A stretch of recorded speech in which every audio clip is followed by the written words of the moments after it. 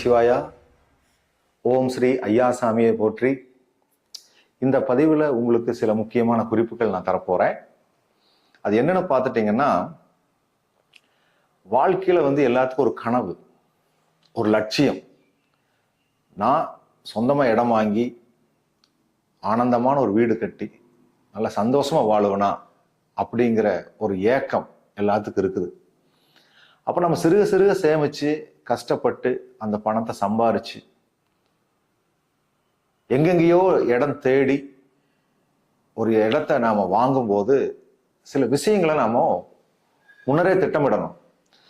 அது என்னன்னு பார்த்துட்டீங்கன்னா, நீங்க எந்த அளவுக்கு வீடு கட்ட போறீங்க அப்படிங்கிறத நீங்க ஃபர்ஸ்ட் திட்டமிடணும்.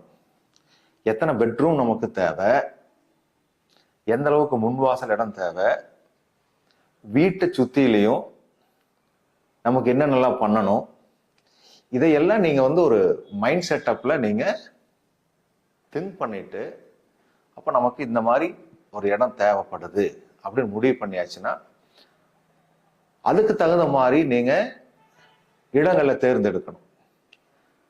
உங்களுக்கு எந்த திசையை நோக்கி நீங்க இடத்தை வாங்கணும் அப்படிங்கிறதையும் நீங்க முடிவு பண்ணணும்.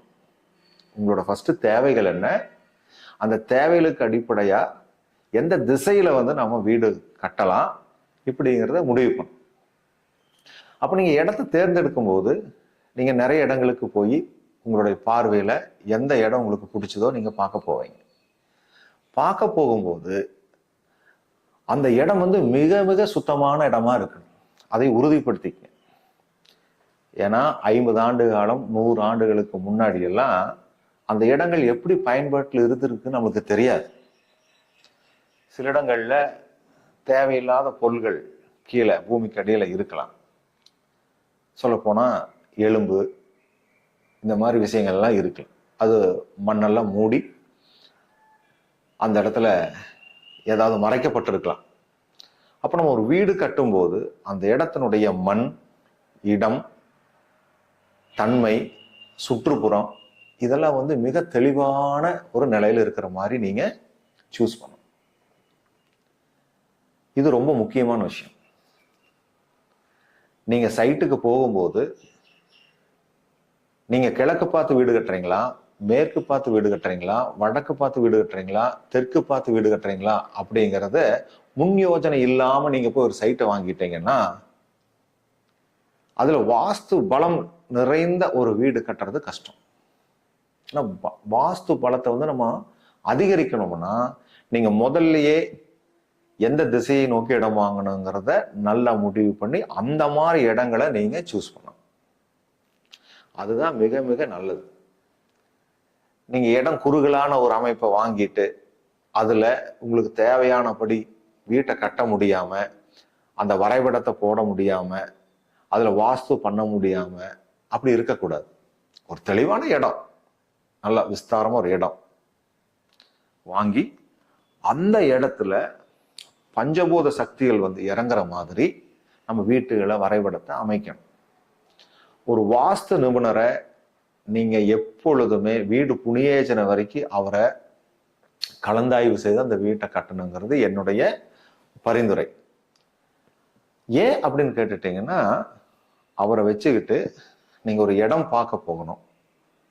இடம் நல்லா இருக்கான்னு சூஸ் பண்ணுங்க. சூஸ் பண்ணதுக்கு அப்புறம் நீங்க எப்படியும் என்ஜினியரை ஃபிக்ஸ் பண்ணியிருப்பீங்க.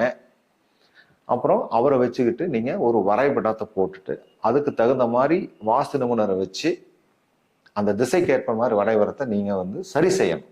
வரைபடங்களை சரிவர அமைக்கணும். சில திருத்தங்கள் தேவைப்பட்டுச்சுன்னா பண்ணணும். அது பண்ணினதுக்கு அப்புறம் நீங்க கட்டுறீங்க, வீடு கட்டுறீங்க. வீடு கட்டும்போது இடையில நிறைய சந்தேகங்கள் உங்களுக்கு வரும். சில இடத்துல தேவையில்லாத உயரங்களையும் தேவையில்லாத திட்டுக்களையும் தேவையில்லாத உயரங்களையும் நாம கட்டிடுவோம். அப்போ இதையெல்லாம் நம்ம கவனத்துல வச்சுக்கிட்டு அந்த வாஸ்து நிபுணரை கடைசி வரைக்கும் பயன்படுத்தினா மிகவும் அற்புதமாக இருக்கும் அப்படிங்கிறது என்னுடைய கருத்து. நம்ம பல லட்சம் போட்டு கஷ்டப்பட்டு நம்ம வீடு கட்டுறோம், சிறுக சிறுக சேமிச்சு அந்த பணத்தை பொக்கிஷமா பயன்படுத்துறோம். அப்போ முழுக்க முழுக்க அந்த வீடு மிகச்சிறப்பான முறையில் வரணும்னா அவங்களுடைய கலந்தாய்வு முக்கியம். அதை நீங்க மனசுல வச்சுக்கோங்க. இந்த குறிப்பு என்னோட அனுபவத்துல நிறைய பேரு முன் யோஜனை இல்லாம ஒரு சைட்டை வாங்குறதும், அதுக்கு பின்னாடி போய் எங்களுக்கு இந்த ராசிக்கு இந்த திசை தான் முக்கியம்னு சொல்லிட்டு முடிவு பண்ணி அது முன்வாசல் குறுகியுமே விஸ்தாரமான இடங்கள் இல்லாம வீடு கட்டுற மாதிரி ஒரு சூழ்நிலை இருக்கு. அப்போ அதையே வாஸ்து பலம் இல்லை அப்படிங்கிற மாதிரி ஒரு நிலைக்கு நீங்க வரும்போது, ஒரு வாஸ்து நிபுணரை கூப்பிட்டு பார்க்கும்போது அவங்க சில யோசனைகள் கொடுக்கும்போது அது வாஸ்து பிரகாரம் செய்ய முடியாத சூழ்நிலையும் ஏற்படுது. அதனால தயவு செய்து புதிய மனைகள் நீங்க கட்டும்போது அந்த மனை சிறப்பா வரணும் அப்படின்னா இடத்தை நல்லபடியா சூஸ் பண்ணுங்க. ஏன்னா அதுக்கு கண்டிப்பாக காம்பவுண்ட் இருக்கணும். வீட்டுக்கும் காம்பவுண்டுக்கும் இடையில நல்ல காற்றோட்டங்கள் இருக்கணும். முன்வாசல் பெரிதாக இருக்கணும். உங்களுடைய வாழ்க்கையில தேவைப்படக்கூடிய வசதிகளை அந்த இடத்துல ஏற்படுத்திக்கணும். இத்தனையும் கஷ்டப்பட்டு பண்ணிட்டு நமக்கு தேவையான விஷயங்கள் அங்க பண்ண முடியலன்னு வச்சுக்கோங்களேன், தினந்தோறும் நமக்கு அந்த பயன் இல்லாத போகும்போதெல்லாம் நமக்கு மனசுக்குள்ள ஒரு கஷ்டம் இருக்கும். இவ்வளவு கஷ்டப்பட்ட இடத்த வாங்கிட்டோம், நமக்கு தேவையானதுல பண்ண முடியலையே அப்படிங்கிற மாதிரி நமக்கு சிந்தனை ஓட்டம் வந்துட்டே இருக்கும். அதனால ஒரு டைம் வீடு கட்டுறோம், அந்த வீட்டை முழுமையா ஆராய்ஞ்சு இடத்தை பத்தியும் வரைபடத்தை பத்தியும் தன்னோட தேவைகளுக்கு ஏற்ப என்னென்ன பண்ணுங்கிறது முதல்லயே வீடு கட்டுறதுக்கு முன்னாடியே நீங்க திட்டமிட்டுக்கணும். ஒன்ஸ் நம்ம வீடு கட்டுறதுக்கு ஆரம்பிச்சிட்டோம்னா அதுல இடிச்சு எதுவும் கட்ட வேண்டாம். ஏன்னா கட்டிடத்தினோட ஸ்திரத்தன்மையும் போயிடும். ஆல்ரெடி வரைபடத்திலேயே நம்ம வாஸ்து பண்றோம், கூடவே அவங்களுடைய கன்சல்டிங் இருக்கு, வாஸ்து நிபுணர்கள் கன்சல்டிங் இருக்கு. அப்படிங்கிற பட்சத்துல பூமி பூஜை போடுறதுக்கு முன்னாடி நீங்க எல்லா விஷயத்தையுமே முழுக்க முழுக்க அந்த வரைபடத்துல கொண்டு வாங்க அப்படிங்கிறது என்னுடைய இந்த நேரத்துல ரொம்ப தாழ்மையான அன்பான வேண்டுகோள். ஏன்னா அனாவசியமா இடிச்சு கட்டுறங்கிற சூழ்நிலைக்கு நம்ம போகவே கூடாது. ஏன் போகக்கூடாது அப்படின்னா, நம்ம தான் யோசனை பண்றோம் இந்த இடத்த வாங்கணும்னு சொல்லிட்டு. அப்ப நமக்கு தேவைக்கு தகுந்த மாதிரி இடத்த வாங்கணும்னு முடிவு பண்றோம். நம்மளுக்கு எந்த அளவுக்கு பெட்ரூம் வேணும், எந்த அளவுக்கு முன்வாசல் வேணுங்கிறத நம்ம திங்க் பண்றோம். எந்தெந்த இடத்துல எது வேணும்.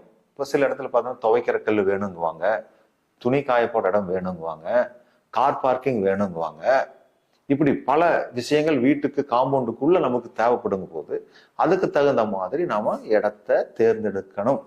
தேர்ந்தெடுக்கும் போது அந்த இடம் சுற்றுப்புறம் எல்லாமே தூய்மையான இடமா இருக்கணும். இதைய நீங்க தயவு செய்து நீங்க மனசுல வச்சுக்கிட்டு ஒரு அற்புதமான இடத்தை வாங்குங்க. ஃபர்ஸ்ட் இடத்தை வாங்கும் போது ரொம்ப திருப்தி, அடுத்தது வரைபடத்துல ரொம்ப திருப்தி, கட்டும்போது ரொம்ப திருப்தி. எங்கேயுமே இடித்தல் இல்லாமல் திருப்தியா கட்டுறோம். நிம்மதியான புண்ணியஜன, அருமையான வாழ்க்கை. இந்த மாதிரி நீங்க உங்களுடைய திட்டங்களை செயல்படுத்தணும்னு இந்த பதிவுல நான் கேட்டுக்கொள்கிறேன். நன்றி. ஓம் நமச்சிவாய.